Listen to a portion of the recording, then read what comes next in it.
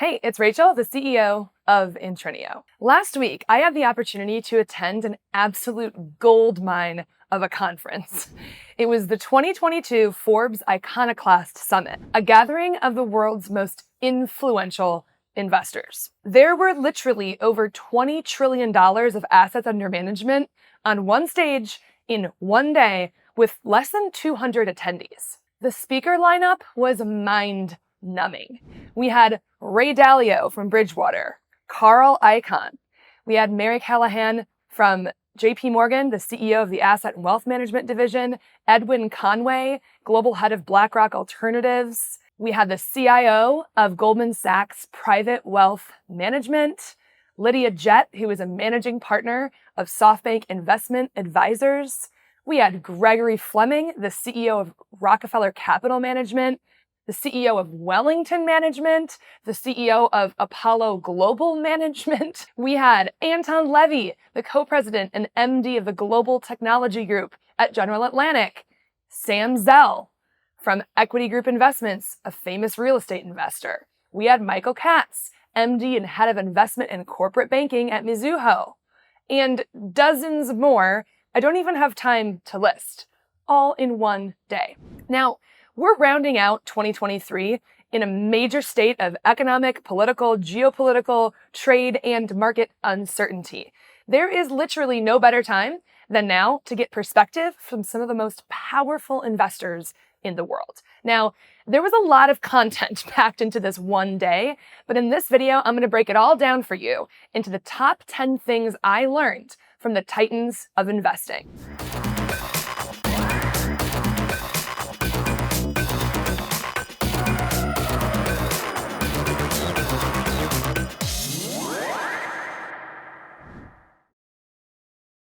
All right, before we dive into my top 10 takeaways, I had to touch on this. Now, I almost titled this video, Grave Dancers, Vultures, and Corporate Raiders, because the general theme and energy of this conference, frankly, was resoundingly negative. At one point, a moderator literally said, "Can any of you just tell us one positive thing that you're hopeful for right now?" Here's a list of some of the quotes from the speakers, such as Ray Dalio, Carl Icahn, and Sam Zell. "We have big problems. It's going to get a lot worse before it gets better. Don't fool yourself. There's going to be a lot more headaches before we get out of this mess that we're in. Our issues have issues." Now, when the titans of investing all get on the same stage and say the same thing, it's kind of hard to deny that the general outlook for our economy and financial markets is quite negative right now. But there's always a glimmer of hope, so let's head over to my first takeaway so that Ray Dalio can cheer us up. Number 1, the opening keynote, Ray Dalio decoding the changing world order. To kick us off, he gave us his full synopsis of the current state of the markets and how it fits into this global perspective. Now, one takeaway stuck out to me towards the end of Ray's discussion. He reminded us that there are 5 types of war, and right now, we have them all. Lucky us. We're in the midst of a trade war, a geopolitical influence war, a technological war, a capital war, and literally a military war. But he also noted that we are just on the brink of a lot of these wars, and it doesn't necessarily mean that we'll go over the edge of each one of them. So, fingers crossed. All right, number 2 takeaway, global opportunities and geopolitical risk.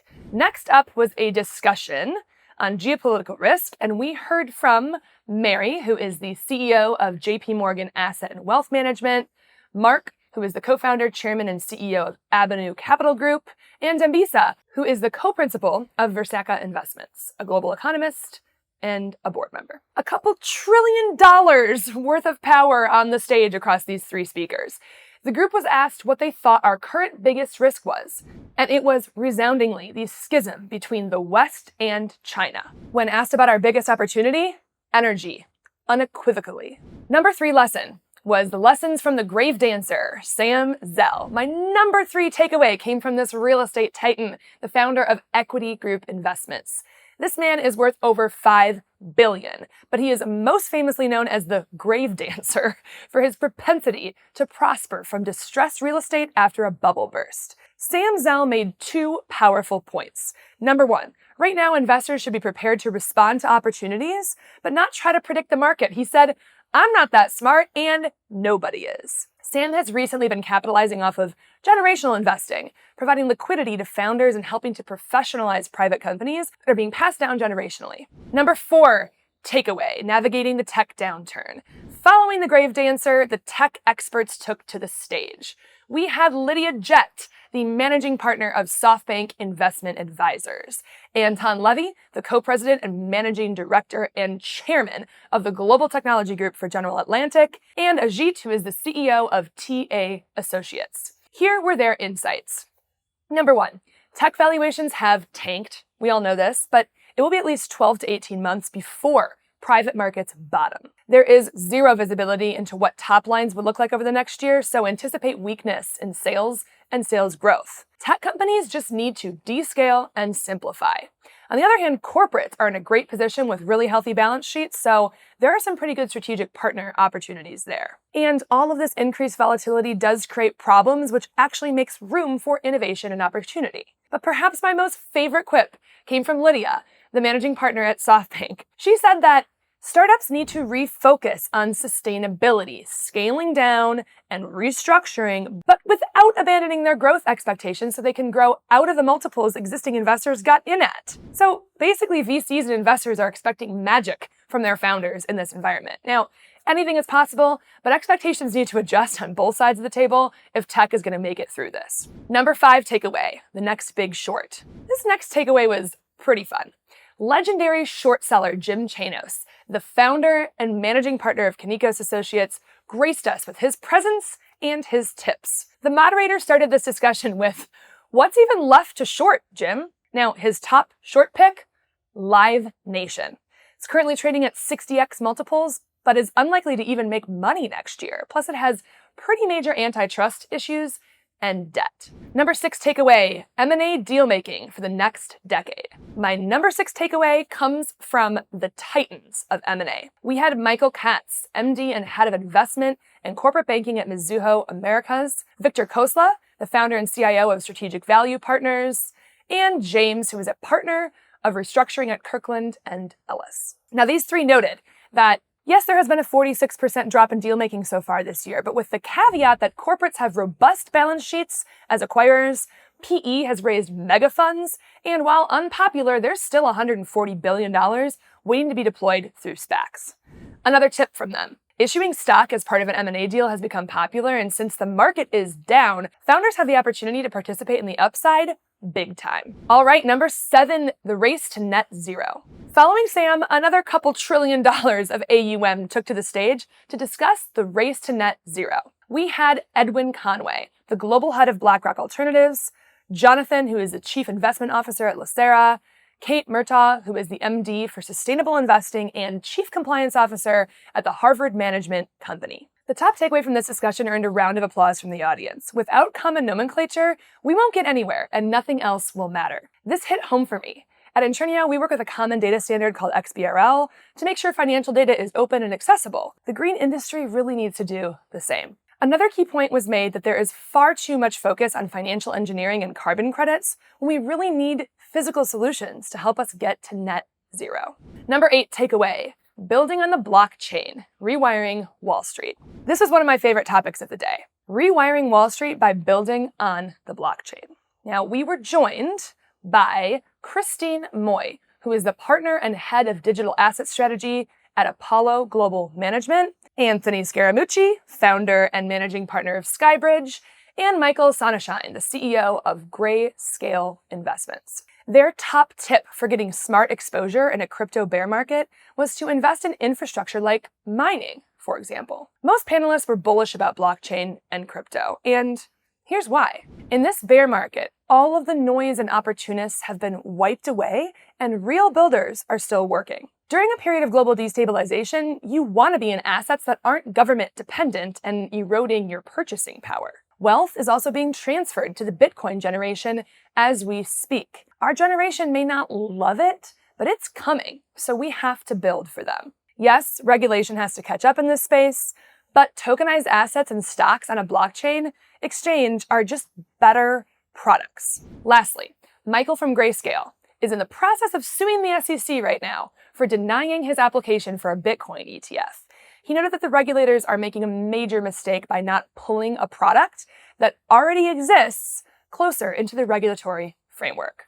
We're rooting for you, Michael. Number 9 takeaway, an activist Icahn's view on markets and the future. The last takeaway of the day came from the legend Carl Icahn, the chairman of Icahn Enterprises. One of the first things that Carl noted was that while the crack spread continues to widen in the oil and gas space, there's still over $12 billion in refineries that need to be replaced following the green energy transition. And energy is one of the top problems that he's tracking right now. Some hidden jewels that he's eyeing are companies with the ability to make fertilizer without gas and a major investment into an aluminum company. His thoughts on the biggest issue we are currently facing in our country: a lack of corporate governance and accountability. He quoted, "Some CEOs have just got to go." The best advice that he has ever received in his life, he said, was never fight the Fed. Carl had his eye focused on the recent Twitter takeover by Elon Musk, and even though he didn't quite get into the proxy war he was hoping for, he did make a major investment prior to the sale. He quoted, "We made $250 million on that trade, and that is just what we do." All right, there you have it. My top 10 takeaways from the Forbes Iconoclast Titans of Investing conference. We're on the brink of 5 different types of war, but might not go over the edge. Currently, the biggest risk is the schism between the West and China. The biggest opportunity is energy. The current generational business transition is creating a major investment opportunity to capitalize on. It'll be over a year before tech valuations truly bottom. Jim Chano's top short pick, Live Nation. There's been a 46% drop in M&A deal making, but strong corporate balance sheets, huge PE funds, and $140 billion in SPACs waiting to be deployed. UAE is a future top crypto market. Common nomenclature is a must before we can race to net zero. Institutional investors are bullish on the crypto bear market. They are building for the next generation. The lack of corporate governance and accountability is becoming one of our country's biggest issues. There were dozens of investing titans that spoke at this conference that didn't even make it into my top 10 takeaways. We heard from the CEOs of Wellington, Rockefeller Capital Management, and Apollo Global Management. So shout out to Forbes for putting together a lineup of titans and a value-packed day full of insight. We're all navigating these turbulent markets together, and as Sam Zell noted at this conference, none of us can predict the future. But one piece of advice continued to permeate throughout the day: never waste a crisis. If this video was helpful, please give it a like, share with your network, and follow our channel for more fintech, investing, and financial data content. Thanks for listening.